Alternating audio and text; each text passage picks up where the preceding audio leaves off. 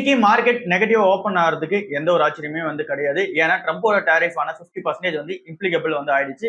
August 27 நேத்தே இந்த tariff இம்ப்ளிகேஷனுக்கு வந்துருச்சு. ஸோ இதுல மெயினா அஃபெக்ட் ஆகுறது எந்தெந்த ஏரியாவா இருக்கு அப்படின்னு சொல்லி பார்த்தோம் அப்படின்னா textile and apparels, gems and jewellery, அப்புறம் சீ ஃபுட்ஸ், இது எல்லாமே தான் மெயினா அஃபெக்ட் ஆக போகுது. அதுலயும் ஃபர்ஸ்ட் அஃபெக்ட் ஆக போகுது டெக்ஸ்டைல் அண்ட் அப்பரல்ஸ் தான் இருக்கு. நம்ம இந்தியால இருந்து எக்ஸ்போர்ட் பண்ற டெக்ஸ்டைல்ல நம்ம அதிகமா எக்ஸ்போர்ட் பண்றது யூஎஸ்க்கு தான் எக்ஸ்போர்ட் பண்றோம். அதே மாதிரி யூஎஸ்க்கு அதிகமா இங்க டெக்ஸ்டைல் எக்ஸ்போர்ட் பண்ணி வரதுல சைனா, வியட்நாமுக்கு அப்புறம் நம்ம தான் தேர்ட் பிளேயரா உள்ள இருக்கும். ஓவராலா எப்படி பார்த்தாலுமே இந்த இந்தியாவுக்கு ஒரு பெரிய அஃபெக்டா தான் இருக்கு. ஜிடிபி growth நம்ம பார்த்தோம் அப்படின்னா 2.3% ஜிடிபி growth இதனால குறையலாம் அப்படின்றது எக்ஸ்பெக்டேஷனா இருக்கு. இண்டஸ்ட்ரி ஸ்டாண்டர்ட்ஸ்ல வரும்போது 13%, எக்ஸ்போர்ட் மார்க்கெட்ல வரும்போது 12% ஓவராலா இந்த டெக்ஸ்டைல இருந்து மட்டும் இந்தியாவுக்கு லாஸ் ஆகிறதுக்கான சான்சஸ் இருக்கு அப்படின்னு சொல்லி சொல்றாங்க. என்ன ரீசனால அப்படின்னா 50% டேரிஃப் போது நம்மளோட ப்ராடக்ட் அங்க 50% இன்னைக்கு விலை ஏறி இருக்கும். சேம் ப்ராடக்ட் பட் ஆனா 50% ஐல ட்ரேட் ஆகும். ஸோ இதனால யாரும் அந்த டெக்ஸ்டைல் வாங்க மாட்டாங்க அப்படின்றது எக்ஸ்பெக்டேஷனா இருக்கு. நம்ம ஊர்லயுமே அந்த ஜாப் லாசஸ்லாம் ஆகும். என்ன ரீசனால அப்படின்னு சொல்லி நம்ம பார்த்தோம் அப்படின்னா எக்ஸ்போர்ட் மார்க்கெட்டை நம்பி இங்க நிறைய பேர் இருக்காங்க. ஸோ அந்த எக்ஸ்போர்ட் மார்க்கெட்ல இருந்து இங்க காசு வரல அப்படின்னும் போது இங்க நிறைய பேருக்கு வேலை கொடுக்க மாட்டாங்க அப்படின்றது எக்ஸ்பெக்டேஷனா இருக்கு. ஸோ பார்க்கலாம் இது எப்படி லாங் டர்ம்ல ட்ரெண்ட் கண்டினியூ ஆகுது அப்படின்னு சொல்லிட்டு. நம்மளோட கவர்மெண்ட் என்ன பண்ணிருக்காங்க அப்படின்னா இப்போ அதர் கண்ட்ரீஸ் கூட ட்ரேட் டீல் வச்சிருக்காங்க. லைக் இப்போ சைனாக்குள்ள ட்ரேட் டீல் எல்லாம் போயிட்டு இருக்கு. இப்போ டிக்டாக்லாம் வரப்போதெல்லாம் எல்லாரும் நியூஸா பார்த்திருப்பீங்க. எதனால அப்படின்னா அங்க 50% அங்க டேரிஃப் வரனால அங்க இம்ப்ளிகேஷன் ஆகுதுன்னும் போது அதர் ரூட்ஸ் நம்ம எடுக்கணும். ஸோ அதனால அதையும் எடுத்துட்டு இருக்காங்க. சேம் இது சீ ஃபுட்ஸ்க்கும் அதே தான், ஜெம்ஸ் அண்ட் ஜுவல்லரிக்கும் அதே தான். இல்ல டைட்டன் மட்டும் ஜெம்ஸ் அண்ட் ஜுவல்லரி தப்பிச்சிருவாங்க. மத்த பிசி ஜுவல்லர்ஸோ இல்ல அப்படின்னா இங்க கல்யாணம் தவிர. என்ன ரீசனால அப்படின்னா அவங்க துபாயில இருந்து அங்க எக்ஸ்போர்ட் பண்ணிடுவாங்க. ஸோ இன்னும் சீப்பரான எக்ஸ்போர்ட் பண்ணுவாங்க. ஸோ அதனால அந்த மார்ஜின்ஸ் எந்த ஒரு ஸ்கியூஸ் அப்பும் ஆகாது. ஸோ இதுதான் ஓவராலா. ஸோ இன்னைக்கு மார்க்கெட்டே நெகட்டிவ் ஓப்பன் ஆனாலும் எந்த ஒரு சந்தேகமும் கிடையாது இந்த ரீசன்னால. சரி இதுதான் இந்த நியூஸா இருக்குது அப்படின்னு சொல்லிட்டு எஃப்ஐஐஸ் என்ன பண்றாங்க அப்படின்னு சொல்லி நம்ம பார்த்தோம் அப்படின்னா டீடைல்டான ஒரு ஆர்டிகல் வந்திருக்கு. அதுல என்ன சொல்றாங்க அப்படின்னா இந்தியன் மார்க்கெட்டை எஃப்ஐஐஸ் விற்கிறாங்க. வித்துட்டு சைனா, சவுத் கொரியாவுக்கு போய் இன்வெஸ்ட்மெண்ட் பண்றாங்க. ஈவன் பிரேசில கூட இன்வெஸ்ட்மெண்ட் பண்றாங்க. என்ன ரீசன்னால அப்படின்னு சொல்லி நம்ம பார்க்கும்போது ஃபர்ஸ்ட் விஷயம் நம்மளோட மார்க்கெட் ஓவர் வேல்யூஷனா இருக்கு. அதை அவங்களே மென்ஷன் பண்றாங்க. நம்மளோட நிப்டி பி இப்ப கரண்டா இருக்குது 19 இருக்கு. இதுவே அவங்க சைனா, பிரேசில், கொரியா இங்க போய் இன்வெஸ்ட்மெண்ட் பண்ணாங்க அப்படின்னா 10-12 பி தான் அவங்களோட ஆவரேஜா இருக்கு. ஸோ 19 பில இருப்பாங்களா இல்ல 10-12 பில இருப்பாங்களா? ஸோ அதனால அங்க போயிட்டாங்க. செகண்ட் ரீசனா அமைது நம்ம ஏர்னிங்ஸ் ஸ்லோ டவுன் ஆயிட்டே இருக்கு. ஸோ நம்மளோட இபிஎஸ் எந்த கம்பெனியுமே இன்க்ரீஸ் ஆகிற மாதிரி தெரியல. ப்ராஃபிட் மார்ஜின் யாருமே அதிகமா பண்ண மாட்டாங்க. ஸோ அதனால இபிஎஸ் இன்க்ரீஸ் ஆகல. இபிஎஸ் அதிகமாகிறதுனால பி அதிகமாகுது. ஸோ இங்க எல்லாருமே சேல்ஸ் பண்றாங்க. இதை தாண்டி இந்த ட்ரம்போட டேரிஃப் இம்பாக்ட் வேற ஒரு பக்கம் வரப்போகுதுல. ஸோ இந்த 50% வேற இருக்கு. ஸோ எல்லாமே அப்ளிகேஷன் ஆகி தான் இங்க எல்லாரும் வித்துட்டு போறாங்க. ஸோ இதெல்லாம் தாண்டி இந்த 2025 வரைக்கும் மட்டும், அதாவது இந்த 2025 ஸ்டார்டிங்ல இருந்து இப்போ ஆகஸ்ட் மந்த் வரைக்குமே நம்ம பார்த்தோம் அப்படின்னா $12.8 பில்லியன் வித்துட்டு வெளியே போயிருக்காங்க எஃப்ஐஐஸ். இது ரொம்பவே அதிகமான அமௌண்ட். ஸோ எஃப்ஐஎஸ் ஓட செல்லிங் கண்டினியூ ஆகிட்டே இருக்கு. இந்தியன் மார்க்கெட் மேல யாரும் இன்ட்ரெஸ்ட் காட்ட மாட்டாங்க. இந்த ரீசன்லாம் வச்சு அமராஜா பேட்டரிஸ் என்ன பண்ண போறாங்க அப்படின்னா லித்தியம் அயன் பேட்டரிஸ்க்காக புது இன்வெஸ்ட்மெண்ட் பண்ண போறாங்க. ஏற்கனவே 1200 கோடி ரூபாய் அந்த இன்வெஸ்ட்மெண்ட்காக ஒதுக்கி வச்சிருந்தாங்க.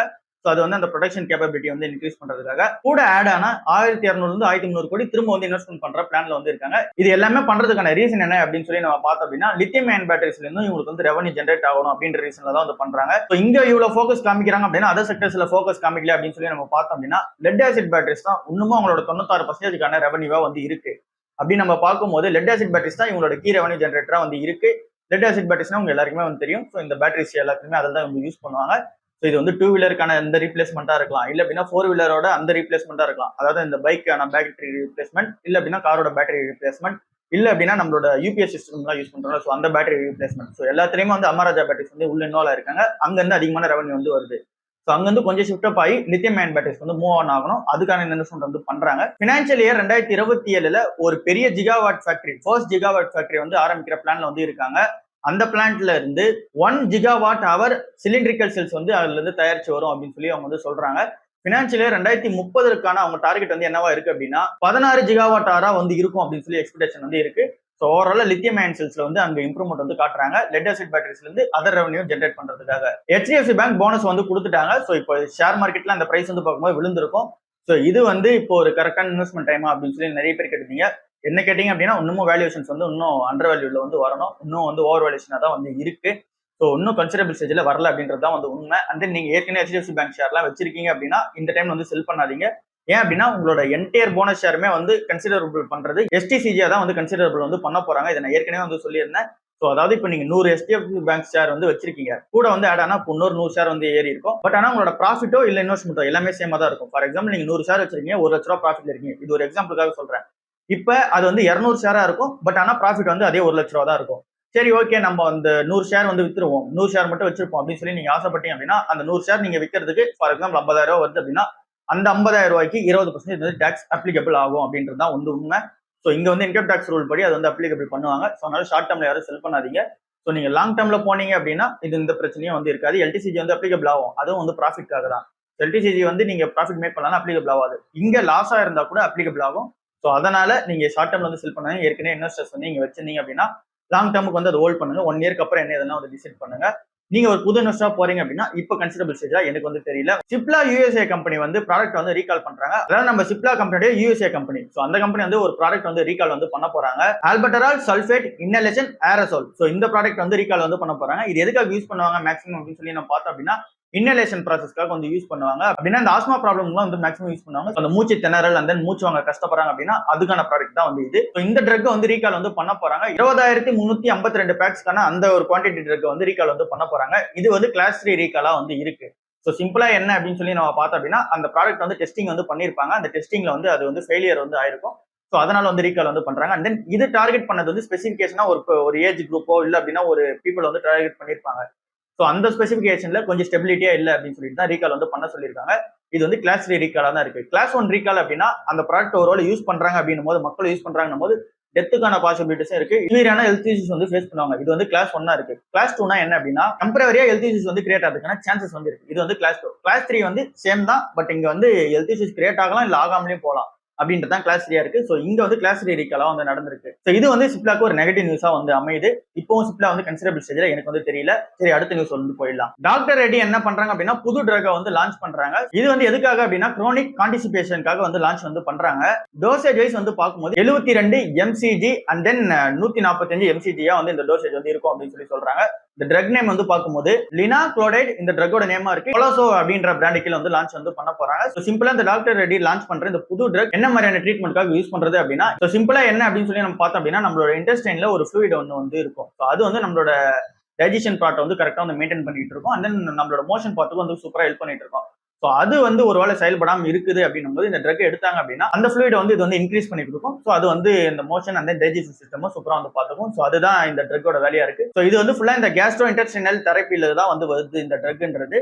ஸோ இந்த ட்ரக்கோட லான்ச் வந்து இந்த கம்பெனி வந்து ஒரு பெரிய பிளஸ் அமைதா அப்படின்னு சொல்லிட்டு நம்ம வந்து பார்ப்போம். அண்ட் தென் இந்த கம்பெனியோட சேர்மனான சதீஷ் ரெட்டி வந்து இந்த ஜிஎஸ்டி ரிஃபார்ம்ஸ் பத்தி நிறைய விஷயம் வந்து பேசியிருக்காரு. ஜிஎஸ்டி ரிஃபார்ம்ஸ் வந்து வரவேற்கிறாரு. பட் என்ன சொல்றாரு அப்படின்னா பழைய ஜிஎஸ்டில வந்து நீங்க ரா மெட்டீரியல்ஸ் வந்து இன்புட் பண்றதுக்கான ஜிஎஸ்டி வந்து ரொம்ப அதிகமா இருக்கு. ஈவன் நம்ம வந்து பினிஷ்டு மெடிசன்ஸா வரதை விட இங்க ரா மெட்டீரியல்ஸ்க்கான அந்த ஒரு ஜிஎஸ்டி வந்து அதிகமா இருக்கு அப்படின்னு சொல்லி சொல்றாரு. அப்படின்னா சிம்பிள் தான் ஃபுல்லா மெடிசன் வந்து தயாராகி வருதுல அந்த மெடிசன் வந்து இம்போர்ட் பண்றதுக்கான ஜிஎஸ்டியை விட ரா மெட்டீரியல்ஸா நம்ம வந்து இங்க இம்போர்ட் பண்ணோம் அப்படின்னா அதுக்கான ஜிஎஸ்டி வந்து அதிகமா இருக்கு அப்படின்னு சொல்லி சொல்றாரு.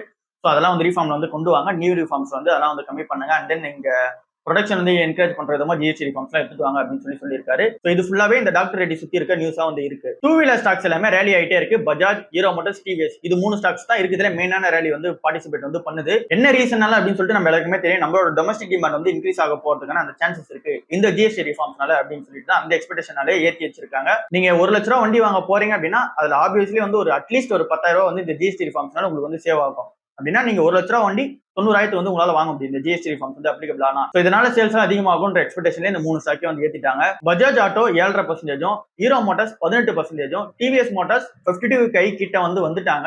ஸோ எல்லா ஸ்டாக்குமே வந்து ஏற ஆரம்பிச்சிருக்கு. இப்போ நம்ம வேல்யூவேஷன் வைஸ் வரும்போது எந்த கம்பெனி கன்சிடரபிள் ஸ்டேஜ்ல இந்த 3 கம்பெனில இருக்கு அப்படின்னு சொல்லி நம்ம பார்க்கும்போது 3மே வந்து ஓவர் பிரைஸ்டா போன மாதிரி தான் வந்து தெரியுது.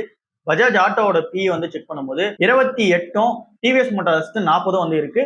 இங்க வந்து ஹீரோ மோட்டார்ஸ் வந்து 21ல இருந்தாலும் ஒரு 18, 17க்குலாம் வந்து இப்ப கிடைச்சது. பட் இப்ப டக்குன்னு 21க்கு வந்து வந்துருச்சு. டாடா மோட்டார்ஸ் தவிர மீதி எல்லாமே கன்சிடர் ஸ்டேஜை தாண்டி போயிடுச்சு அப்படின்றது தான் வந்து ரியாலிட்டியா வந்து இருக்கு. ஹீரோ மோட்டார் காப் வந்து இருந்துச்சு. பட் ஆனா அதுக்கான பிரைஸும் வந்து ஏறிடுச்சு.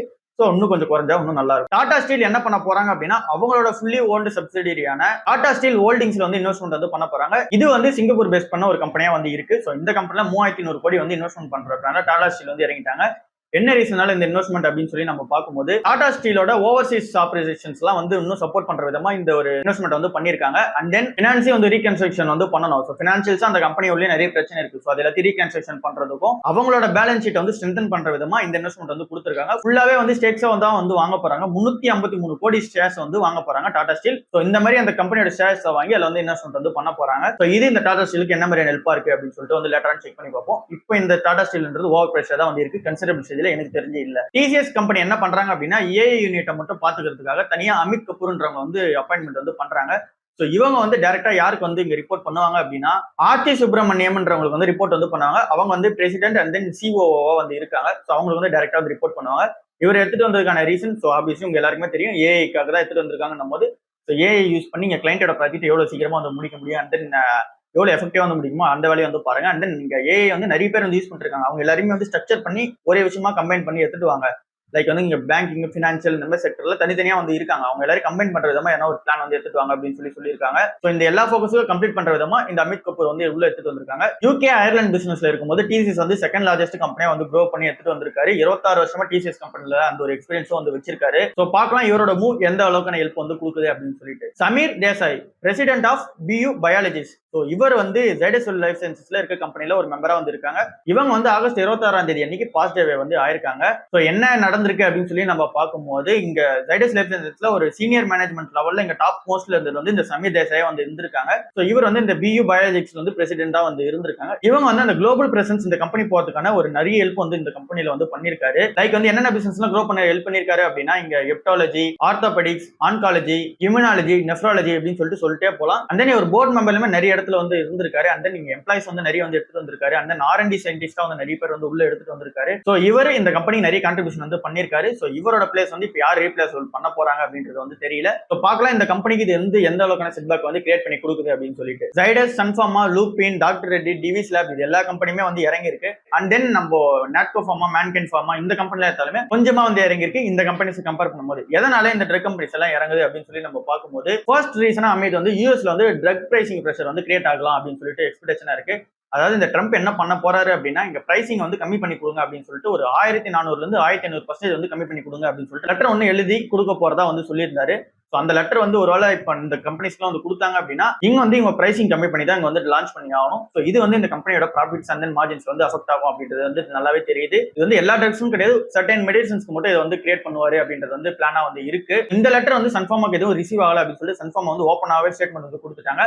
அதர் கம்பெனிஸ்லாம் எதுவும் கொடுக்கல. பட் ஆனா ட்ரம்ப் வந்து அந்த லெட்டரை எழுதி இங்க மோஸ்ட் நேஷன் ஃபேவரா வந்து சப்மிட் பண்ணிட்டாங்க அப்படின்னு சொல்லிட்டு நியூஸா வந்து இருக்கு. ஸோ இது வந்து ஃபர்ஸ்ட் ரீசனா இது. அண்ட் தென் செகண்ட் வந்து இந்த ட்ரம்போட tariff and then trade policies இது எல்லாமே செகண்ட் ரீசனா இது. தேர்ட் ரீசனா இது regulatory and then geopolitical ரிஸ்கா வந்து அமைது. ஸோ இந்த ரெகுலேட்டரியான அந்த அப்ரூவல்ஸ் அண்ட் தென் அந்த வெயிட்டிங் பீரியட் இது எல்லாமே அடுத்த ரீசனாவும் அண்ட் தென் இங்க வார்லாம் நிறைய போயிட்டு இருக்குல்ல. ஸோ இது எல்லாமே அடுத்த ரீசனாவும் அமைது. இது எல்லா ரீசனும் கம்பெனி ஆகி தான் இந்த ஷேர்ஸ் எல்லாம் வந்து விழுந்திருக்கு அப்படின்னு சொல்லி சொல்றாங்க. டாடா மோட்டர்ஸ்ல இருக்க யூனியன் லீடர்ஸ் ஆனர் பண்ற விதமா இங்க இருக்க எம்ப்ளாயிஸ் எல்லாருமே சேர்ந்து அவங்க ஆனர் பண்ற விதமா நிறைய செலிப்ரேஷன்ஸ் வந்து பண்ணிருக்காங்க. ஸோ இது வந்து டாடா மோட்டர்ஸோட எம்ப்ளாயிஸ் வந்து எந்த அளவுக்கு பாத்துக்கிறாங்க அப்படின்றது வந்து நல்லாவே வந்து தெரியுது.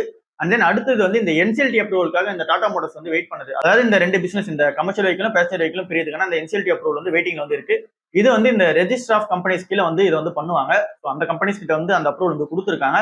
ஸோ பார்க்கலாம் இது எல்லாமே கன்ஃபர்மேஷன் ஆச்சு அப்படின்னா இங்க அக்டோபர் 1ல இருந்து எஃபெக்டிவா வந்து கொண்டு வர சொல்லியிருக்காங்க. இந்த ரெண்டு பிசினஸ் பிரிக்க சொல்லியிருக்காங்க. ஸோ அதுக்குள்ள இந்த பிரிவுக்கான பிளான்ல இப்ப டாடா மோட்டர்ஸ் வந்து ரொம்ப மும்முரமா வந்து இறங்கிட்டாங்க. ரேர் எர்த் மேக்னெட்டோட அந்த சப்ளை குறையது வந்து இங்க இந்த இவி கம்பெனிஸ்க்கு என்ன மாதிரியான எஃபெக்ட் வந்து கிரியேட் பண்ணி தரும் அப்படின்றது வந்து ஒரு பிரஷரா தான் வந்து இருக்கு. லைக் வந்து இங்க இவி பைக் வந்து தயாரிக்கிறதுக்கு தேவைப்படுற மெயினான ரா மெட்டீரியல் வந்து இந்த ரேர் எர்த் மேக்னெட் சப்ளை தான் வந்து இருக்கு. அது வந்து இன்னமும் வந்து கிடைக்காம தான் இருக்கு. அதனால இங்க நிறைய கம்பெனிஸால வந்து இங்க ப்ரொடக்ஷன் யூனிட் வந்து பெருசு வந்து பண்ண முடியல. அண்ட் இருக்கிற ப்ரொடக்ஷன் யூனிட்லயே வந்து அவங்க பிளான் பண்ணதை விட கம்மியா தான் வந்து இங்க வந்து ப்ரொடக்ஷன் வந்து பண்றாங்க. இதனால சேல்ஸ்லயும் வந்து இது வந்து டிப்ல தான் வந்து முடியுது. இந்த ஆகஸ்ட் மந்த் மட்டும் அதாவது இந்த ஆகஸ்ட் 27ஆம் தேதி லைக் வந்து 27 நாள்ல மட்டும் நடந்திருக்கு சேல்ஸ் வால்யூம் எவ்வளவா இருக்கு அப்படின்னு சொல்லி நம்ம பார்த்தோம் அப்படின்னா Ola company 13,600 and then Bajaj ஆட்டோவது 8,900 வந்து நடந்திருக்கு. இங்க சேல்ஸ் வால்யூமா வந்து பார்க்கும்போது டிவிஎஸ் மோட்டார் தான் ஆனா ஃபர்ஸ்ட் பிளேஸ்ல வந்து இருக்காங்க. ஆனா அவங்களோட அபிஷியல் நம்பர்ஸ் வந்து வரல. டிவிஎஸ் மோட்டார்ஸ் ஃபர்ஸ்டாவும், செகண்ட் வந்து ஏத்தர் எனர்ஜியும், தேர்ட் வந்து ஓலாவும், ஃபோர்த் வந்து ஹீரோ மோட்டார்ஸும், ஃபிஃப்த் வந்து பஜாஜ் ஆட்டோவும் இந்த மாசத்துல மட்டும் சேல்ஸ் வந்து அதிகமா பண்ணிருக்க அந்த நம்பர் வந்து பார்ட்டிசிபேட் வந்து பண்றாங்க. இங்க பஜாஜ் ஆட்டோ மட்டும் இந்த ரேர் எர்த் மேக்னெட் வந்து கிடைக்காம போச்சுல. சோ அதுக்கு ஆல்டர்னேட்டா லைட் ரேர் எர்த் மேக்னெட் வந்து உள்ள இறக்கி அவங்களோட ப்ரொடக்ஷன் கேப்பபிலிட்டி அப்படியே வந்து மெயின்டைன் பண்ணிருக்காங்க. அதர் கம்பெனிஸ்ல எப்படி பண்ண போறாங்க அப்படின்றது வந்து இன்னும் கேள்விக்குறியா தான் வந்து இருக்கு. ஸோ பார்க்கலாம் இது இந்த கம்பெனிஸ்க்குலாம் என்ன மாதிரி எஃபெக்ட் வந்து கிரியேட் பண்ணி தருது அப்படின்னு சொல்லிட்டு. HCL டெக்கோட சேர்பர்சனான ரோஷினி நாடார் வந்து ஒரு விஷயத்தை வந்து பேசியிருக்காங்க. இப்போ டியூஸ்டே அன்னைக்கு வந்து பேசியிருக்காங்க. அதுல என்ன சொல்றாங்க அப்படின்னா, ஏஐ வந்து இங்க வந்து ஜாப்லெஸ் வந்து கிரியேட் பண்ணி தராது. இது வந்து ஹியூமன்ஸ்க்கு வந்து நம்ம யூஸ் பண்ற டூலா தான் வந்து நீங்க வந்து பார்க்கணும் அப்படின்னு சொல்லி தான் சொல்றாங்க. ஸோ இவங்க வந்து இந்த ஜாப்லெஸஸ் பத்திலாம் வந்து கேட்ட கேள்விக்கு வந்து சொல்றது, இங்க ஜாப்லெஸஸ் வந்து நடக்காது. நீங்க வந்து உங்களை வந்து அப்ஸ்கில்லிங் பண்ணிக்கணும், அதாவது ரீஸ்கில்லிங் வந்து பண்ணிக்கணும், இருக்கிற டெக்னாலஜி வந்து அடாப்டேஷன் வந்து பண்ணிக்கணும் அப்படின்னு சொல்றாங்க. ஸோ அதெல்லாம் நீங்க பண்ணிட்டீங்க அப்படின்னா இந்த ஏஐ வந்து உங்களோட ஜாப் லாஸ்க்குலாம் வந்து கான்ட்ரிபியூட் பண்ணாது. இது உங்களோட ஒர்க் ஃப்ளோ வந்து இன்க்ரீஸ் தான் பண்ணி கொடுக்கும் அப்படின்னு சொல்றாங்க. ஃப்ரெஷரா HCL கம்பெனில வந்து 1900 பேர் வந்து எடுத்திருக்காங்க. அதுல 15% ஆஃப் த பேரை வந்து ஏஐக்காகவே வந்து செட்டனா வந்து ட்ரெயின் பண்ணிட்டு இருக்காங்க. எலைட் கேட்ரே ப்ரோக்ராம் அப்படின்னு சொல்லிட்டு வந்து ரன் பண்றாங்க. இது வந்து ஃப்ரெஷர்ஸ் வந்து உள்ள வராங்க அப்படின்னா அவங்களோட பேசிக் பேவை விட 3ல இருந்து 4 மடங்கு வந்து அதிக பே வந்து சர்டன் ப்ரோக்ராம்ஸ் இதுல வந்து அட்டன் பண்ணாங்கன்னும் போது, அதில் பாஸ் ஆனாங்கன்னும் போது அதிக பே வந்து கிடைக்கிறதுக்கான சான்சஸ் வந்து இருக்கு அப்படின்னு சொல்றாங்க. 3ல இருந்து 4 மடங்கு. ஸோ இது ஃபுல்லாவே வந்து இந்த ஏஐ அண்ட் தென் இப்ப இருக்க டெக்னாலஜி வந்து அடாப்ட் ஆயிருக்காங்க அப்படின்னு சொல்லி அந்த டெஸ்டா வந்து இருக்கு. ஸோ ஓவராலா நமக்கு என்ன தெரியுது அப்படின்னா, ஐடி கம்பெனிஸ் எல்லாமே ப்ரெஷர்ல இருக்கிறது வந்து நல்லாவே தெரியுது. எல்லாருமே வந்து இந்த ஜாப்லெஸ் பண்ணிடுவாங்களா அப்படின்ற ஒரு கேள்விதான் வந்து இங்க சேர் பர்சன் அண்ட் தென் சிஓ கிட்ட எல்லாம் வந்து வைக்கிறாங்க. ஸோ அந்த ஐடி கம்பெனிஸோட சுச்சுவேஷனும் அதே மாதிரி தான் வந்து இருக்கு. ஸோ பார்க்கலாம் இந்த ஐடி கம்பெனிஸ் எல்லாமே என்ன பண்ண போறாங்க அப்படின்னு சொல்லிட்டு. நம்ம ஒரு வேல்யூ இன்வெஸ்டரா வந்து பார்க்கும்போது ஐடி கம்பெனிஸ் எல்லாமே அண்டர் வேல்யூல வந்தாலுமே நம்மளும் இதை வந்து கன்சர்னா தான் வந்து வச்சுக்கணும். அவங்க கிட்ட ப்ராஜெக்ட் எல்லாமே டிலே ஆகுது, அந்த கிளைண்ட் கிட்ட இருந்து வர காசுமே வந்து வர மாட்டேங்குது. ஸோ அந்த கம்பெனிஸ் எல்லாமே ப்ரெஷர் வந்து ஃபேஸ் பண்ணிக்கிட்டு தான் இருக்காங்க. அவங்களோட ஆர்டர் புக் எல்லாமே நம்ம வந்து டிஸ்கஸ் வந்து பண்ணியிருப்போம். ஸோ நீங்க பழைய வீடியோஸ்லாம் செக் அவுட் கூட பண்ணி பாருங்க.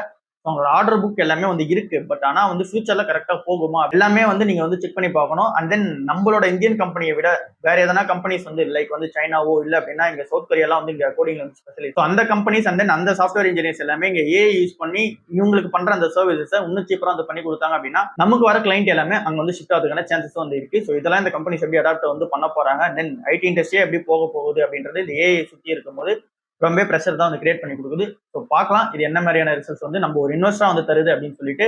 ஸோ நம்ம இந்த கம்பெனியில் இன்வெஸ்ட்மெண்ட் பண்ணும்போது இது எல்லாமே கீ ரிஸ்கா வந்து இருக்கு. எல்லாமே நீங்க கன்சிடர் பண்ணி எந்த இன்வெஸ்ட்மெண்ட் வந்து பண்ணுங்க. வேல்யூஷன்ஸ் வந்து இப்போ ஜஸ்டிஃபை பண்ற மாதிரி இருந்தாலும், அதாவது 52 கிலோக்கே வந்தாலுமே இது எல்லாமே நீங்க யோசிச்சு அதுக்கப்புறம் இன்வெஸ்ட்மெண்ட் வந்து பண்ணாங்க. சர்வைவ் ஆயிடுவாங்களா அப்படின்னு சொல்லிட்டு. ஸோ அடுத்த வீடியோல பார்க்கலாம். பாய்.